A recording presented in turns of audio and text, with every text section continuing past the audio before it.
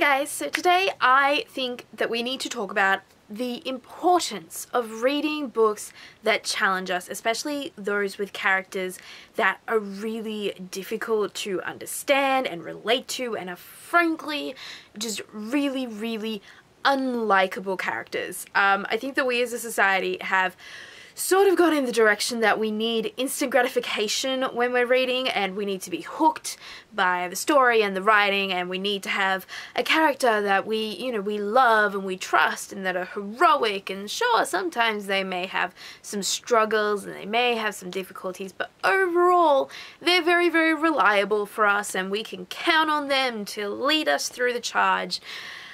And that means that we sometimes, because we don't get that superficial level nowadays, we just sort of let go of books that are absolutely worthy of our time and that we should be reading because they challenge us and because it makes it far more interesting to read. I mean, the books I'm thinking of are things like The Great Gatsby or The Catcher in the Rye or Jane Austen's Emma. I mean, these are books that people traditionally hate because these characters are so unlikable and they're so selfish and they're so just self-involved and they're entitled and they're incredibly privileged, and that makes them make very bad choices, and some of them don't even change throughout the novel. It's just an exploration of the terrible choices these characters have been making.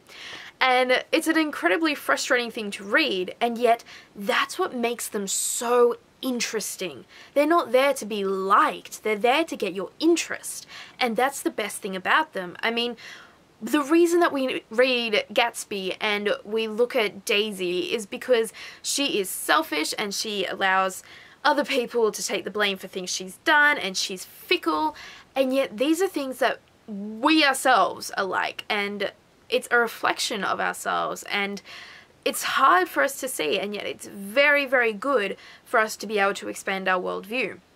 But I mean, those elements about Daisy, they're why she's interesting. That's the reason why she is a worthwhile character. It doesn't have to be about how much you like the person. It's about how much they challenge you and expand your worldview and get you to look at yourself. And that is what's so exciting about books that have unlikable characters. I mean, then we look at Emma, who goes through an incredible transformational journey, and yet people can't be bothered to stick with her because she's such a manipulative person. And I mean, it's easy for us to just say, like, she's a terrible human being and that's it, and we kind of just ignore the outside factors as well. Like, we don't look at her status in the world that she's living in. Yes, she's incredibly privileged for a woman, but she's still a woman in a world that doesn't give you a lot of power just for being a woman, and so it completely changes our reading when we look at things like that. So I think these things are so important. I mean, I remember hating the Catcher, just hating this novel because of Holden Caulfield, because he was so annoying. He just moped around New York, and he, it was all of his internal monologue, and it was incredibly selfish, and he was in such a privileged position, and he kept throwing it all away. And because I just hated this superficial understanding of him, I began to hate this book, and I don't think that it deserved that. I've reread it since high school, and